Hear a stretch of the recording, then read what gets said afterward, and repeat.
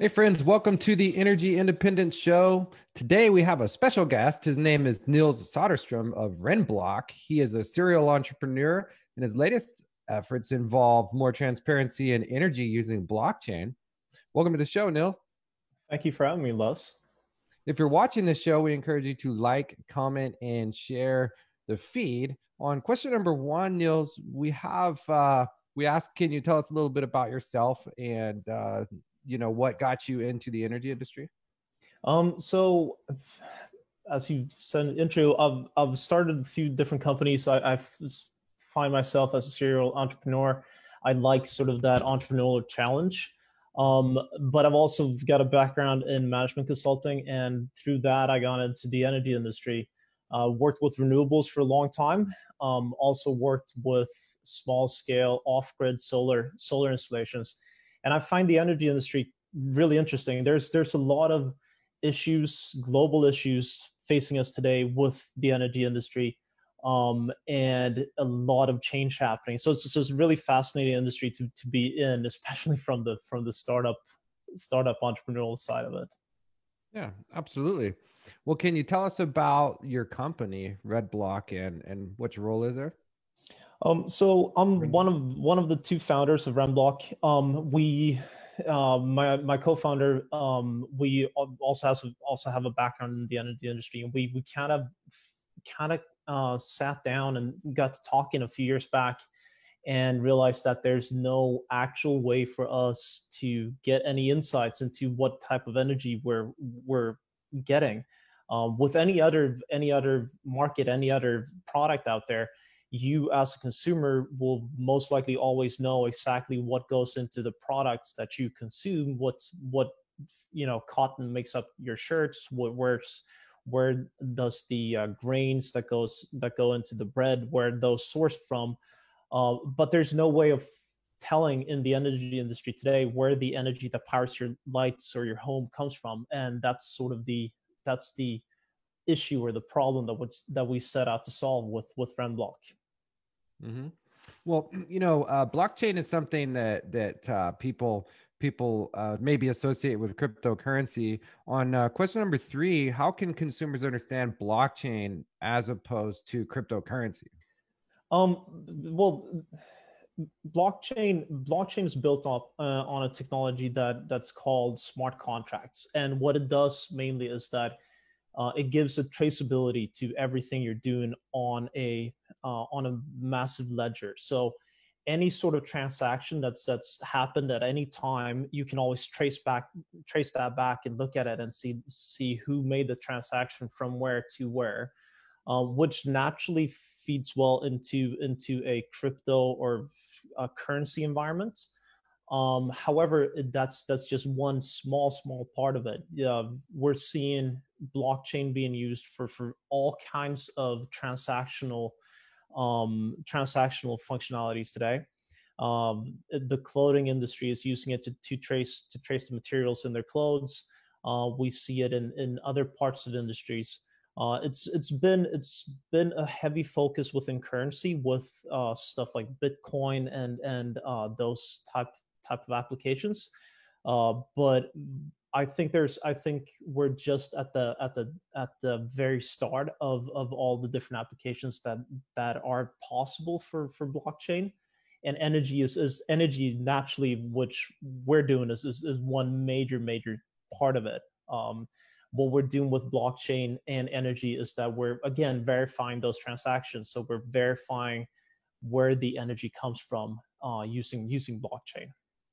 Yeah, it's very intriguing. I'm a fan of cryptocurrency and blockchain in general. Can you tell us, question number four, how can blockchain be used for traceability and transparency in energy? Well, as energy, the way energy works, as we all know, is that it has to be consumed at the immediate point as being produced. So it can be stored in batteries, but it cannot really be stored as an entity of itself. So in that sense, you already have that immediate transaction where you're producing energy at one point, you're generating energy, and then you're consuming that energy at another point. So that transaction is happening.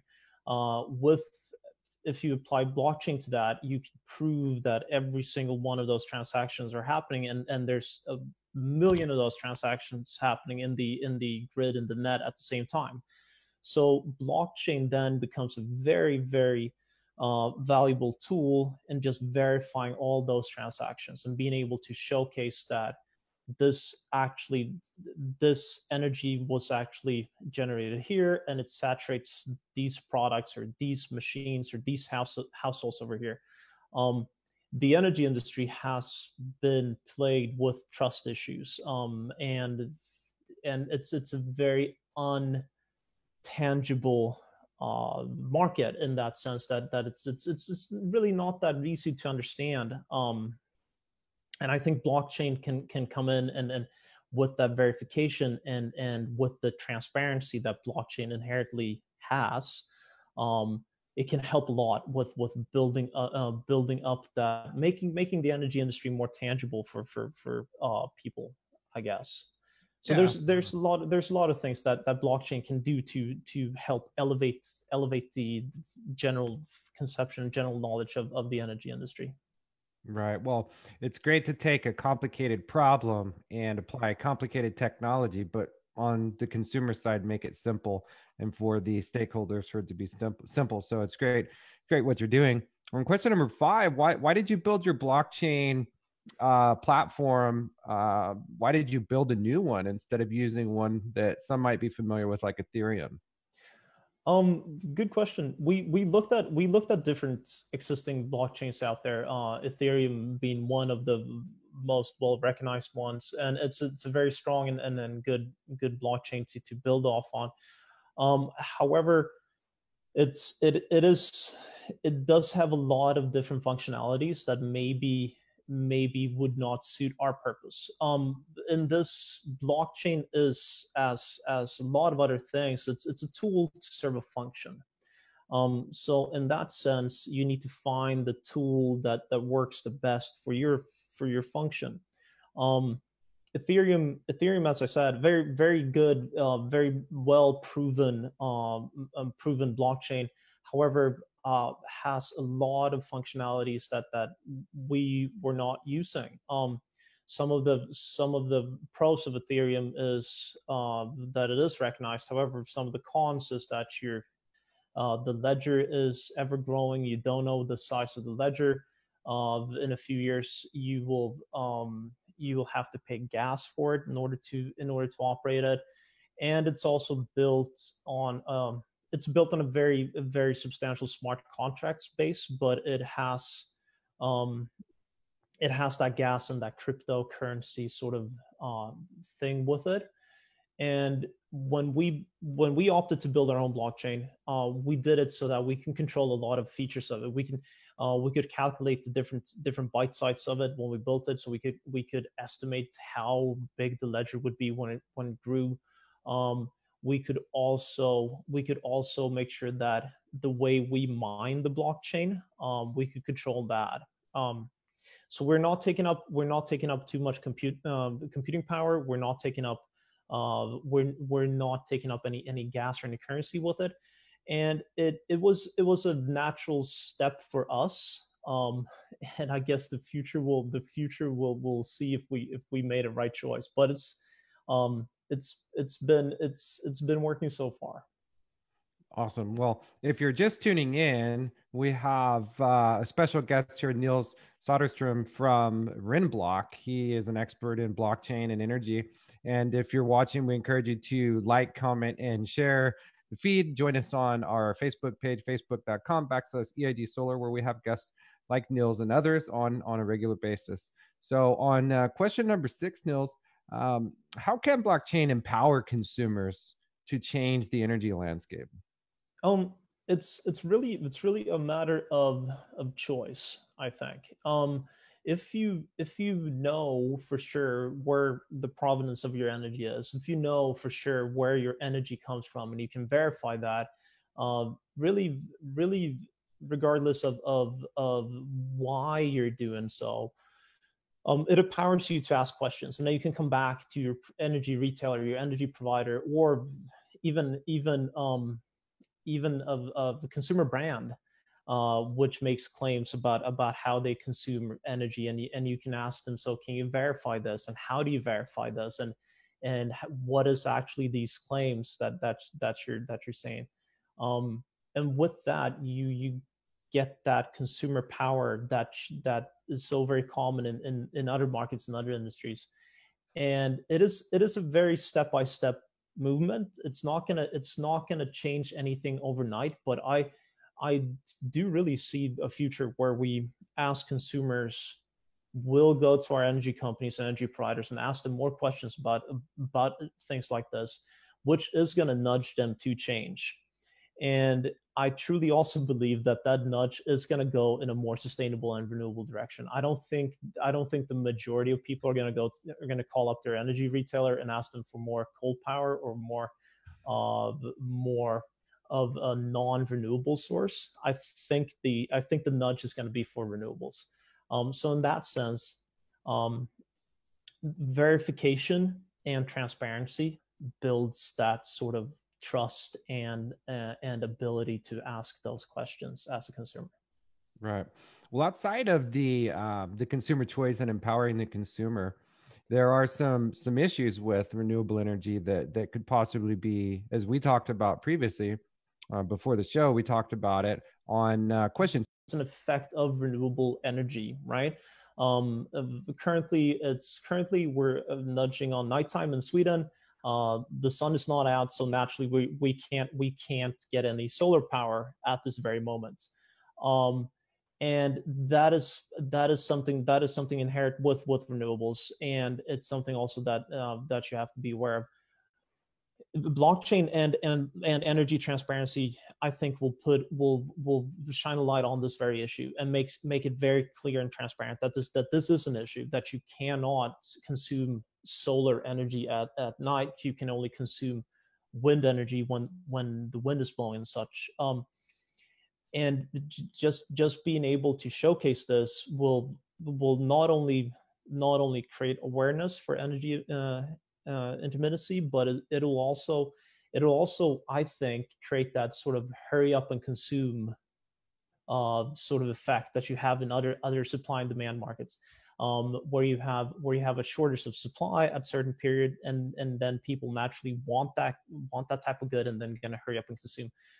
That is also going to drive, I think, the further investments and developments into renewables, because then you can actually showcase that immediate demand. You can showcase that immediate demand for wind or solar or hydro when it's there. Mm-hmm. We also have the second effect is that, let's say you have a battery storage, which you, with blockchain technology, you can make sure and verify that battery is only charging when you have a renewable saturation. Then you make sure and verify that battery is 100% renewable.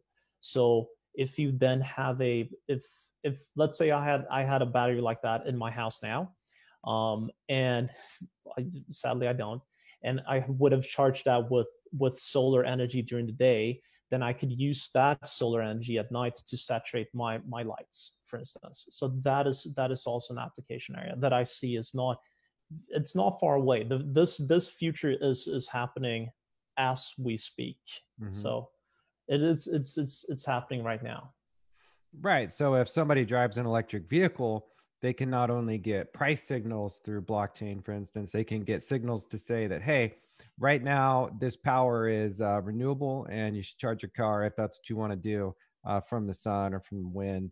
And that's very nice, because there are people who want to charge their electric vehicles using renewable power, and maybe they live in an apartment. Maybe they don't have the ability to have solar or wind. And so it's nice for them to know as consumers that they're getting their power in the way that they should choose. So question number 8, can you give us some examples and use cases for your blockchain initiative? So very much as we touched upon now, we're doing that already. We're looking into powering electric vehicles when you have a certain degree of renewables available.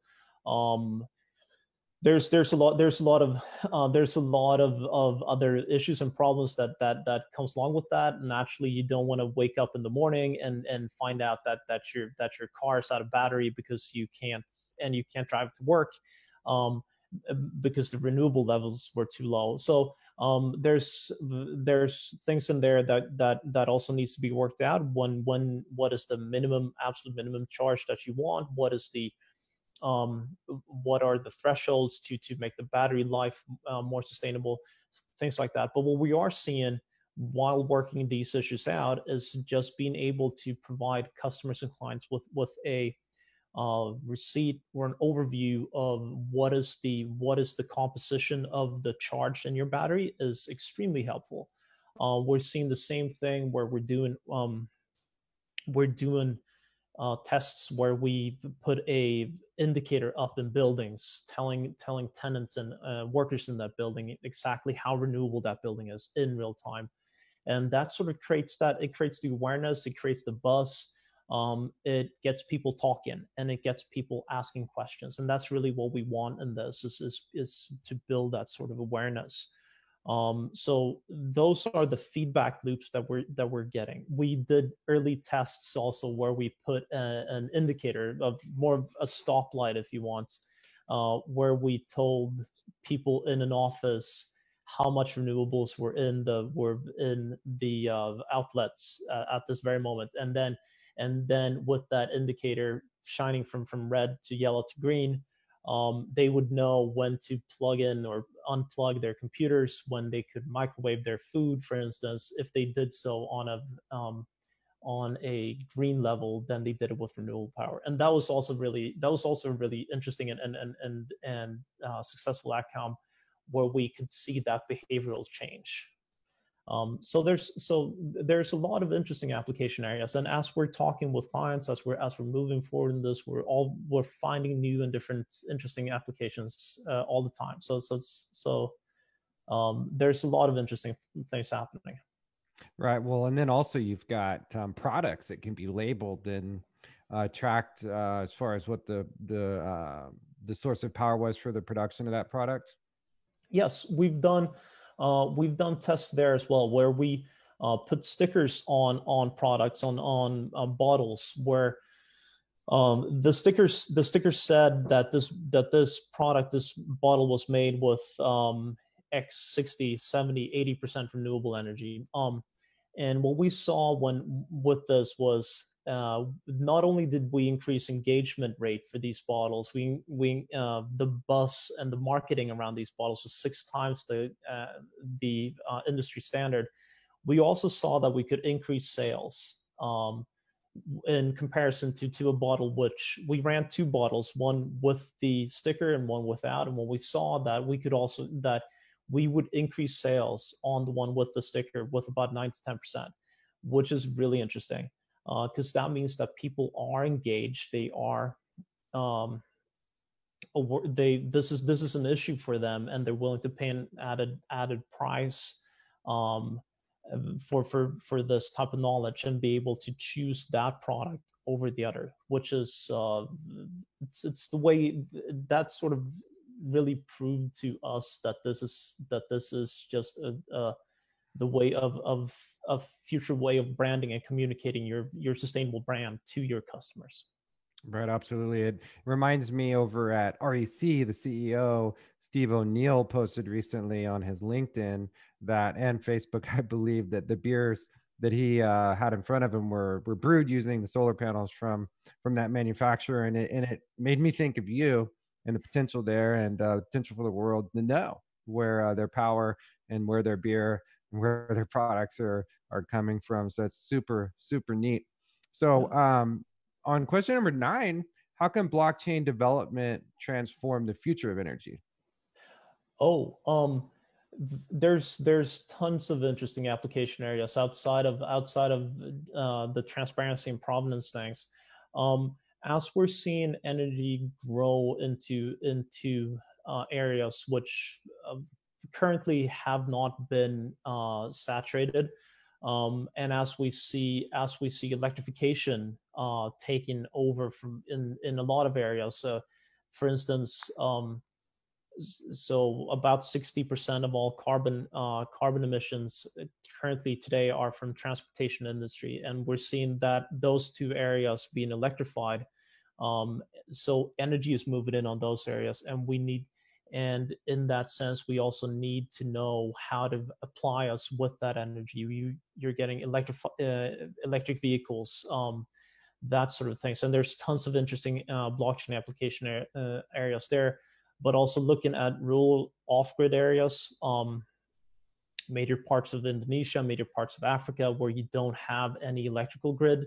You will have people carrying batteries on bikes and by hand out to their small settlements and small villages.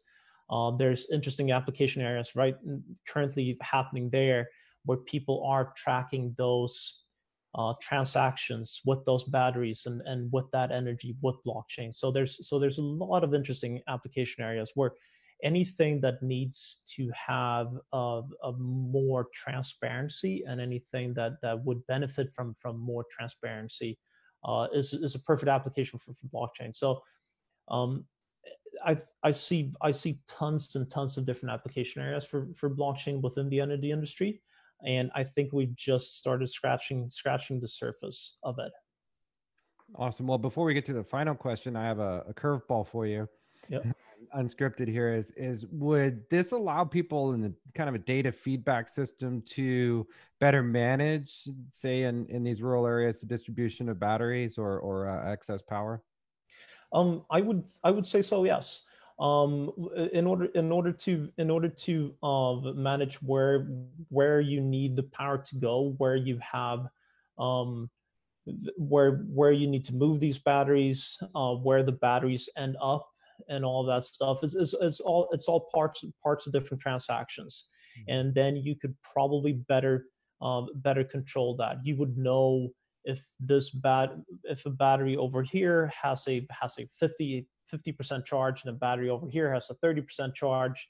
Which one do you need to get back to the charging station first, and which one could you move out to the next customer? It's all about tracking and tracing those transactions, which is a perfect application area for blockchain. So I do see that. As a major application area. Also, one thing that we're talking a lot about today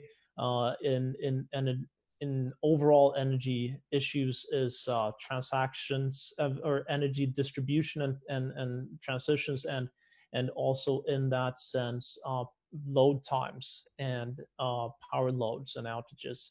And I think that's also a matter of transaction. You're sending energy from one part of the country to the other part using massive big power lines.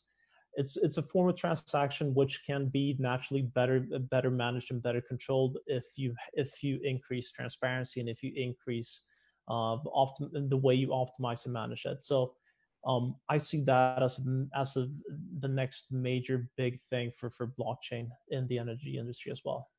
Absolutely. Well, I think some friends over at the Smart Electric Power Alliance could really use your help in working with utility stakeholders to try to better manage these energy sources. I think that they should consider talking to you if they're listening. We have some friends over there. So our last question we like to ask in these trying times, question 10, do you have a favorite quote or something uplifting you could share before we let you go? Well, I was thinking about that, and I'm gonna be using a old tried and true quote from which I think Wayne Gretzky said back in his days, is that you're always gonna miss 100% of the shots that are not taken. And in these today, a lot of things have been shutting down, and it's been slowing down.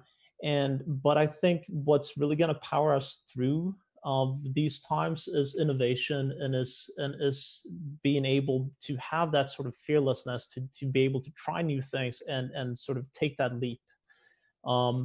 And if you fail, then you fail forward. It's an old entrepreneurial saying, but fail forward.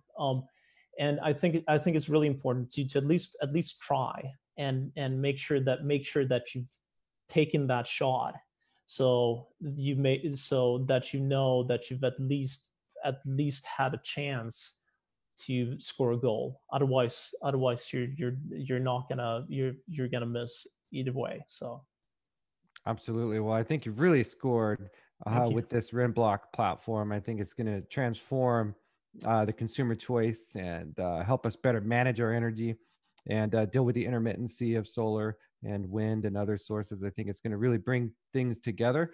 And it's very advanced technology, but it's also simple for us to understand once those red, green, yellow lights are in front of us. It's just really simplified. So We hope so. yeah, I think so, and I'm glad you joined us. If you're watching this and you've joined us, I encourage you to like our Facebook page, facebook.com/EIG Solar. You can find us on LinkedIn, also on YouTube, all social media platforms. We appreciate your time, Nils, and we'll probably want to continue this conversation as we have some of our initiatives going too, and some of our friends here in the United States. Thank you for your time. And I know that you're up late over there, right? It's pretty late. It's 5 to 1. Wow. Thank you so much again for your time. I really appreciate it. And you've really enlightened us with your platform. Tell your friends that you co-founded this with, that we appreciate what you guys are doing. Definitely. And thanks again for your time. And we will see everyone that is watching next time. We'll see you tomorrow. Appreciate you all joining us. See you soon. Bye.